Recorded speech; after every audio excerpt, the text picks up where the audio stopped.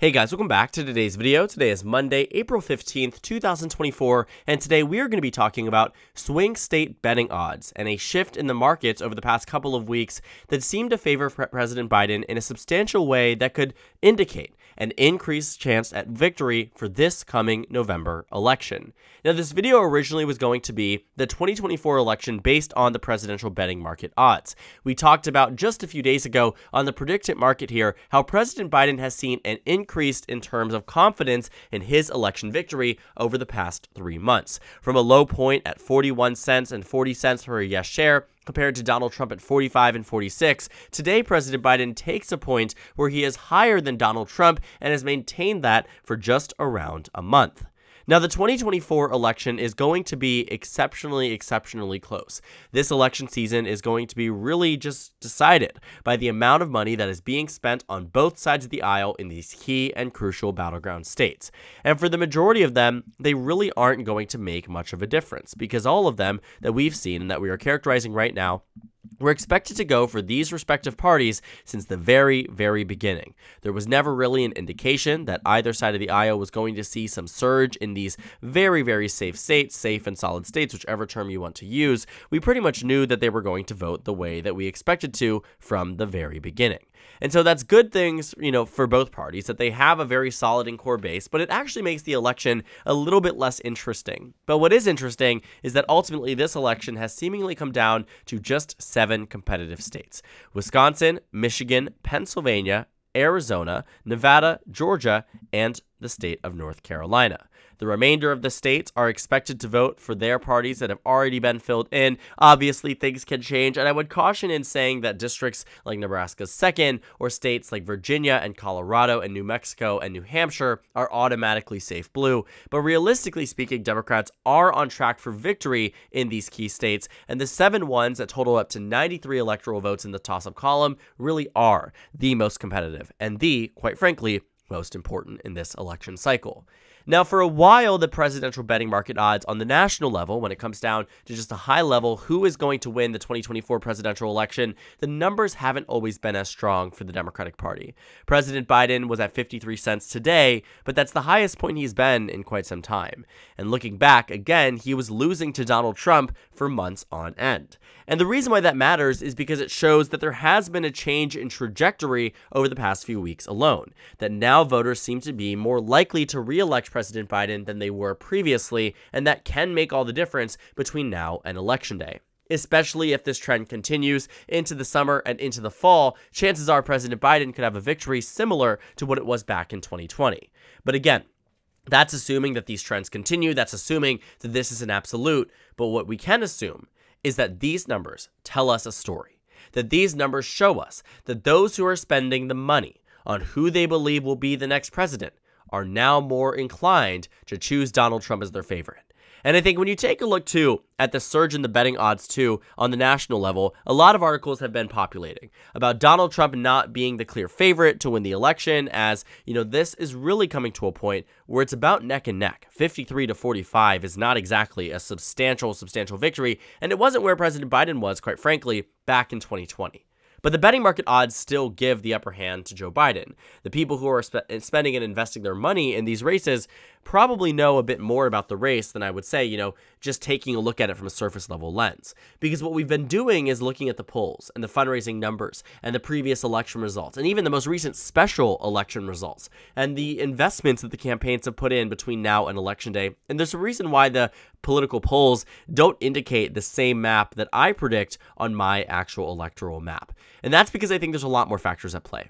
I also think there's a reason why we see President Biden in a better position than maybe some people might be suggesting. And so we've covered the national level on this, but I am most intrigued by the statewide level of the electoral odds here on polymarket.com, which this is where we've seen a lot of political betting, a lot of money being spent on the races here. But when it comes down to the 2024 Senate forecast here, this is the electoral map. And so if we were to characterize the states, it would have Wisconsin, Michigan, Pennsylvania, and Nevada as blue states, and Arizona, Georgia, and North Carolina as red states. And on this map alone, Joe Biden wins re-election. And so 278 to 262, while not some, trouncing margin, not as large as it was in 2020, certainly not as large as it was for Barack Obama in 2012 or 2008, but it's a victory regardless here. And the expectation is that given where we are now, given the numbers in Nevada, in Georgia, in Wisconsin, in Arizona, in North Carolina, in Michigan, and in Pennsylvania, the victors that are declared on this map are what the betting odds suggest. And it actually isn't too surprising. I've been talking to you guys for a very, very long period of time about how I believe that a map like this, with 270 to 268, could in fact be one of the more practical ones for this election. Because, quite frankly, it makes a lot of sense. Our electoral math here is very simple for the Democratic Party in that it requires them to win all the states they won in 2020, with the exception of Nevada, Arizona, and Georgia, pretty much giving up some very crucial battleground states, but ultimately, crucial battleground states, but ultimately states that can be given to the GOP, can be given up if it means that Democrats are going to come ahead. But the betting markets here say not only will Biden win Wisconsin, win Michigan, win Pennsylvania, but also Nevada.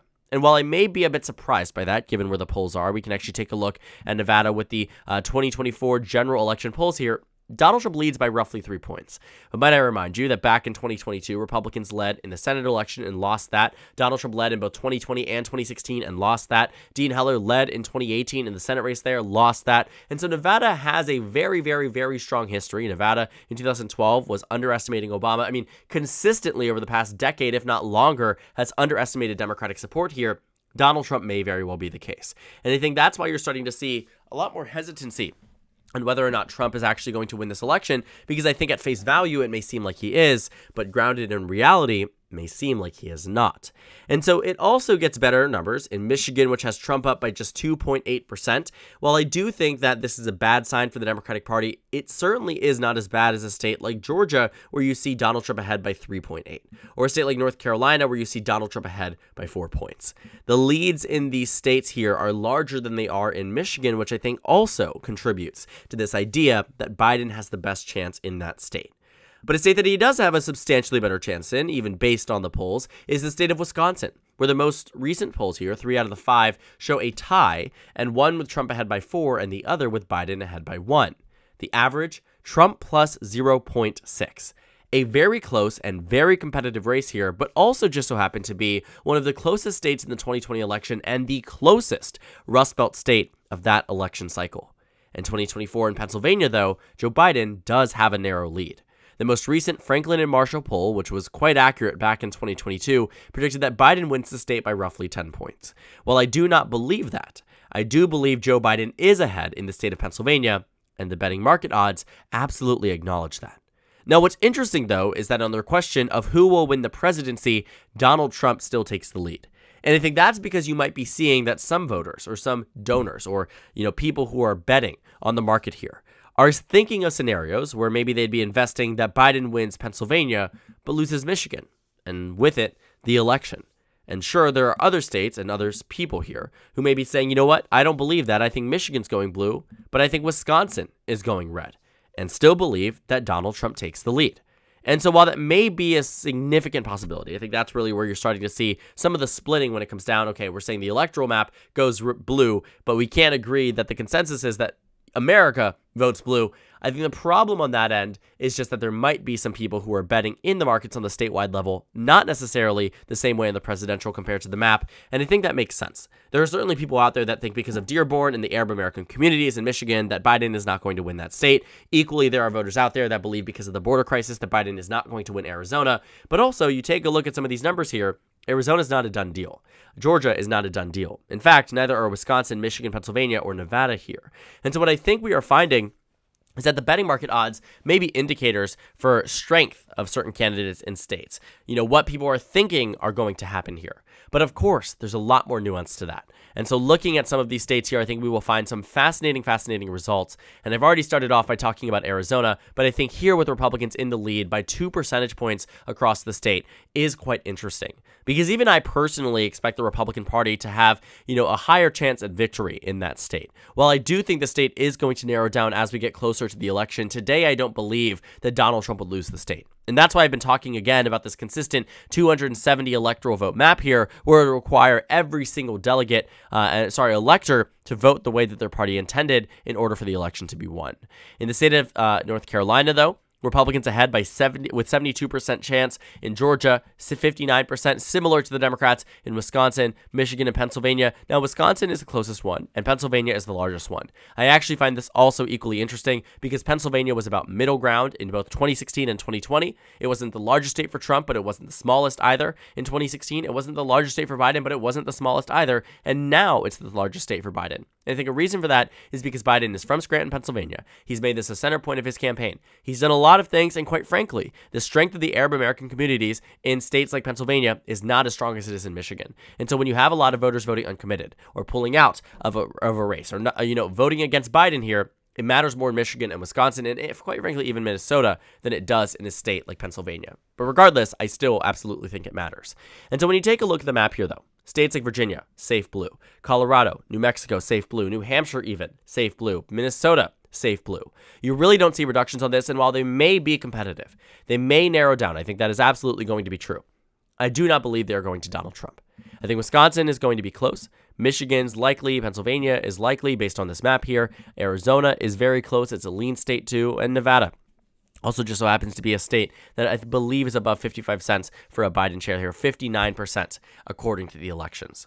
You look at Ohio, look at Florida, look at Iowa, look at Texas. These states are not going to be the ones that flip blue this election cycle. That isn't going to happen. There's not going to be some type of Obama resurgence from 2008. Even North Carolina, I'm stretching very hard to find a reason to believe that Joe Biden would have a very strong chance of victory there. Quite frankly, I don't think that he does.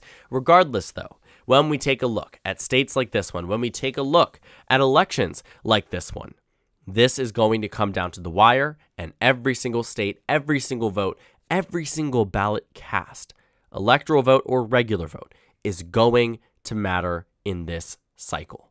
And so looking at our electoral map here, quite frankly, I'd rather be Joe Biden than Donald Trump based on these numbers, because they show that Joe Biden is on a pathway to victory, even if the betting market odds are off slightly here. There seems to be a firewall now built in with the state of Nevada, which surprisingly enough has a higher estimation of Biden winning the state than these other better betting market odds do for states like Wisconsin.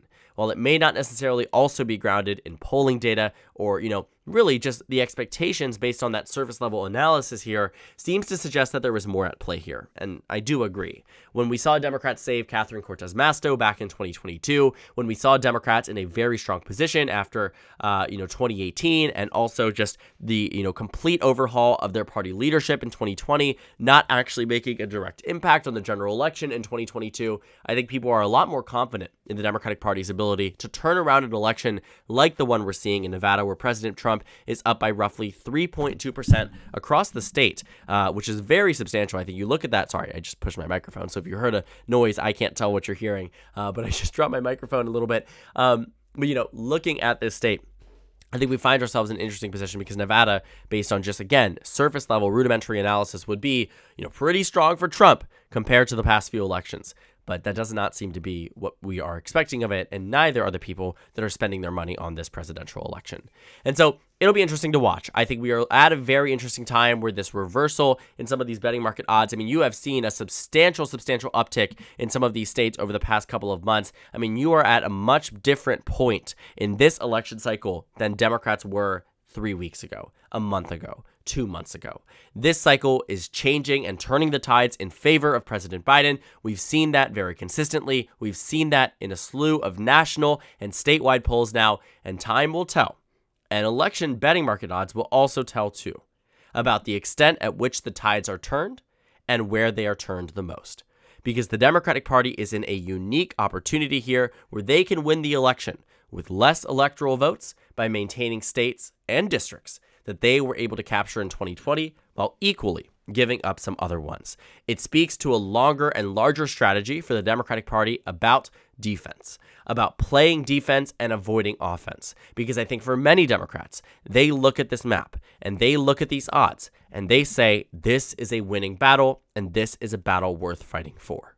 while I don't necessarily think a 276 to 262 map is going to be something that we can predict this far out in advance, I do believe that a map, maybe minus Nevada, like this one, is indicative of where the country is today and potentially where the country will be in November. So keep your eyes and ears peeled as we look ahead to this election cycle and we look ahead to the general election season and what happens on the Democratic side, the Republican side, the Trump side, the Biden side, because it will be so fascinating to watch this election in real time, and the betting market odds seem to be fluctuating, and seemingly so for good reason, and it benefits President Biden and impacts Donald Trump negatively. So thank you guys so much for watching this video. Make sure to comment down suggestions below. Subscribe on the left if you haven't already, and check out the Instagram and Twitter. At the bottom left of the screen, there's also a Discord server if you go ahead and join. On the screen, there's a video you can watch and then a playlist for my 2024 election analysis videos. Again, thank you guys so much for watching, and I will see you all later today.